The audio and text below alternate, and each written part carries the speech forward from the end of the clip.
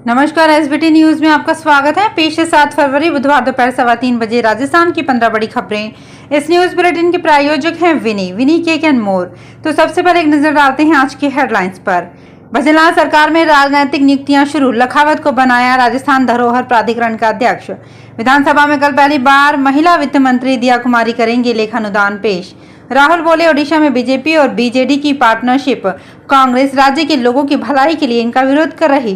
राउरकेला में road show. Karnataka Congress का चलो दिल्ली आंदोलन, सिद्धरमैया जंतर मंतर पर मौजूद। केंद्र पर टैक्स फंड्स के बंटवारे में भेदभाव का आरोप। और बीकानेर में एक बार फिर बारिश का दौर। और अब खबरें विस्तार से। राजस्थान में भजनलाल सरकार ने राजनीतिक नियुक्तियां देना शुरू कर दिया है। पूर्व सांसद और बीजेपी के वरिष्ठ नेता ओंकार सिंह लखावत को राजस्थान धरोहर प्राधिकरण का अध्यक्ष बनाया गया है। भजनलाल सरकार की ये पहली राजनीतिक नियुक्ति है। माना जा रहा है कि जल्द ही विभिन्न बोर्ड, आयोग और प्राधिकरण में अध्यक्ष एवं सदस्यों की नियुक्ति की जाएगी। राजस्थान विधानसभा में कल लेखानुदान सदन में प्रस्तुत किया जाएगा, जिसे पारित भी करवाया जाएगा। हालांकि ये बजट पूर्णकालिक नहीं होकर लेखानुदान होगा। प्रदेश में पहली बार ऐसा होने जा रहा है कि कोई महिला स्वतंत्र रूप से वित्त मंत्री के रूप में बजट पेश करेंगी। इससे पहले मुख्यमंत्री ही बजट पेश करते थे। वर्ष 2003 से 2023 तक 2 बार मुख्यमंत्री के रूप में वसुंधरा राजे और 2 बार ही अशोक गहलोत ने वित्त मंत्री के तौर पर बजट पेश किया। कल पहली बार स्वतंत्र रूप से वित्त मंत्री का जिम्मा संभाल रही दिया कुमारी लेखानुदान पेश करेंगी। कांग्रेस की भारत जोड़ो न्याय यात्रा बुधवार को ओडिशा पहुंची। राहुल गांधी ने राउरकेला सुंदरगढ़ में रोड शो से यात्रा शुरू की। राहुल ने भाषण में आरोप लगाया कि ओडिशा में बीजेपी और बीजेडी की पार्टनरशिप है। कांग्रेस राज्य के लोगों की भलाई के लिए इनका विरोध कर रही है। उन्होंने कहा कि नवीन पटनायक और नरेंद्र मोदी ओडिशा में साझेदारी सरकार चलाते हैं। उन दोनों ने हाथ मिलाया है और मिलकर काम करते हैं। राहुल ने कहा कि मैं नफरत के बाजार में मोहब्बत की दुकान खोलने ओडिशा आया हूं। कर्नाटक के मुख्यमंत्री सिद्धरमैया आज दिल्ली के जंतर मंतर पर केंद्र सरकार के खिलाफ प्रदर्शन कर रहे हैं। इसमें सरकार के कई मंत्री विधायक मौजूद हैं। आरोप है कि केंद्र सरकार हमें ना तो टैक्स का हिस्सा दे रही है और ना ही आर्थिक मदद। इस प्रदर्शन को चलो दिल्ली नाम दिया गया है। कर्नाटक के अलावा केरल, तमिलनाडु, तेलंगाना भी केंद्र सरकार पर फंड्स के बंटवारे में भेदभाव का आरोप लगा चुके हैं। बीकानेर में बुधवार सुबह एक बार फिर से बारिश का दौर शुरू हो गया। बादलों ने एक बार फिर आसमान पर कब्जा कर लिया और रिमझिम के रूप में सुबह से बरस रहे हैं। इससे न्यूनतम तापमान में कुछ कमी आने की उम्मीद की जा रही है। मौसम विभाग ने पहले ही चेतावनी दी थी कि पश्चिमी विक्षोभ के चलते बीकानेर संभाग में बारिश हो सकती है। रविवार और सोमवार, मंगलवार को भी हल्की बारिश के कारण धूप तल्खी के साथ नहीं खिल पाई थी। मंगलवार को कुछ धूप निकली तो तापमान बढ़ा, लेकिन बुधवार को फिर से बारिश ने शहर को सर्दी का एहसास करा दिया। देर रात बादलों ने आवाजाही शुरू कर दी थी। सुबह होते होते रिमझिम शुरू हुई, जो 10 बजे तक जारी रही। राजस्थान के ग्रामीण क्षेत्र में डिमांड की जरूरत के अनुसार अन्न भंडारण के लिए केंद्र सरकार हर जीएसएस में गोदाम का निर्माण करवाएगी। यहां सरकारी एजेंसी व किसानों द्वारा अन्न भंडारण किया जाएगा। इससे ग्राम पंचायत स्तर पर ही उपभोक्ताओं को अनाज उपलब्ध हो सकेगा। केंद्र सरकार द्वारा गोदाम का निर्माण संबंधित ग्राम सेवा सहकारी समिति के माध्यम से ही करवाया जाएगा। इसके लिए जीएसएस केंद्रों को सरकार 2 करोड़ रुपए की आर्थिक मदद भी देगी। योजना के पहले चरण के तहत सहकारी बैंकों ने सहकारी समितियों से प्रस्ताव मांगे हैं। अब तक योजना के लिए सीकर व नीम का थाना के 113 जीएसएस का पंजीकरण किया जा चुका है। राजस्थान में सत्र 2023-24 में प्रवेश लेने वाले विद्यार्थियों से संचालित निजी नर्सिंग स्कूल कॉलेज मनमानी फीस वसूल नहीं सकेंगे। अधिक फीस वसूलने की शिकायत मिलने पर नियमानुसार कार्रवाई होगी, जिसकी जिम्मेदारी संस्थान की होगी। राजस्थान नर्सिंग काउंसिल के रजिस्ट्रार डॉक्टर शशिकांत शर्मा ने बताया कि काउंसिल से संबद्ध राज्य की समस्त निजी नर्सिंग स्कूल कॉलेजों को निर्धारित फीस लेने के निर्देश दिए गए हैं। प्रवेश के समय एक ही बार कॉशन मनी ली जाएगी, जो कोर्स पूरा होने पर लौटाई जाएगी। विश्वविद्यालय निर्धारित पंजीकरण शुल्क तथा परीक्षा शुल्क वसूल कर सकता है।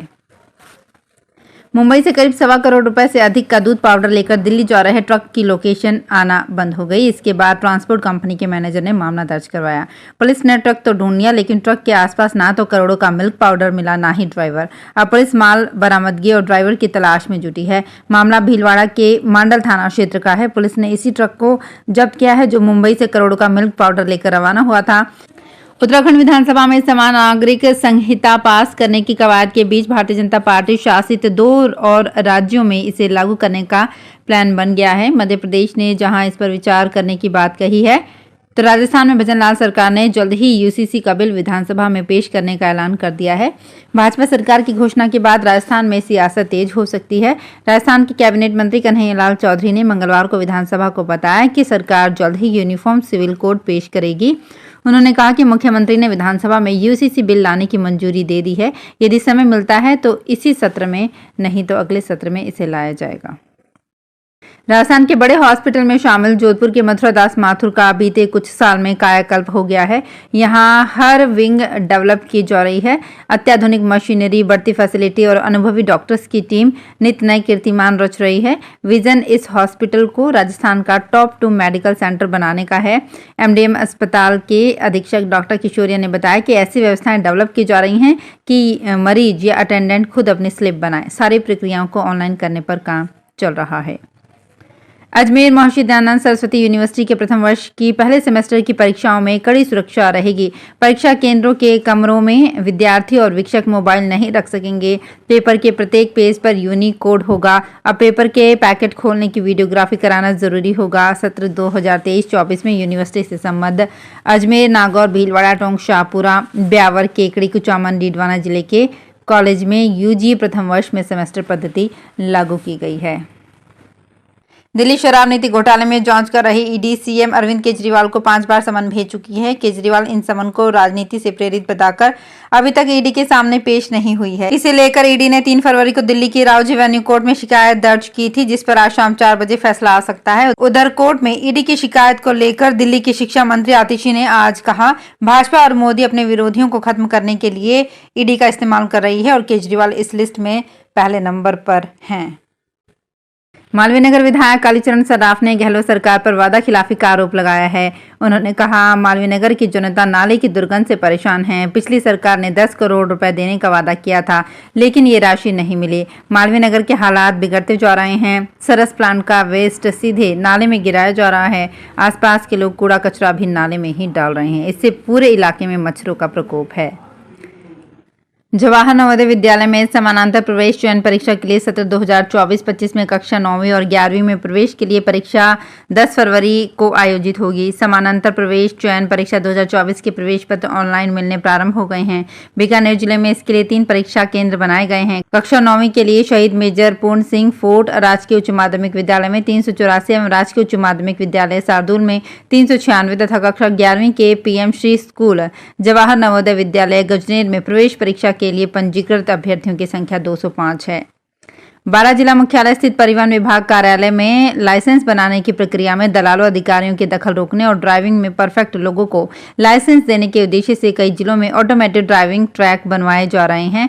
साल 2019 की बजट घोषणा के तहत बारां जिला मुख्यालय पर भी करीब 1 करोड़ 42 लाख रुपए की लागत से ऑटोमेटेड ड्राइविंग ट्रैक प्रस्तावित था, जिसका बजट स्वीकृति होने के बाद भी यहां ऑटोमेटेड ड्राइविंग ट्रैक नहीं बन पाया था। हाल ही में कुछ समय पहले ही ट्रैक निर्माण के लिए निर्माण एजेंसी RSRDC की ओर से मौके पर काम शुरू किया गया था, जो अब भी जारी है। तो फिलहाल इस बुलेटिन में इतना ही। फिर हाजिर होंगे कुछ और बड़ी खबरों के साथ। अगर आप भी अपने आसपास की छोटी बड़ी और महत्वपूर्ण खबरों से अपडेट रहना चाहते हैं तो सब्सक्राइब कीजिए हमारे चैनल SPT न्यूज को और प्रेस कीजिए बेल आइकन पर।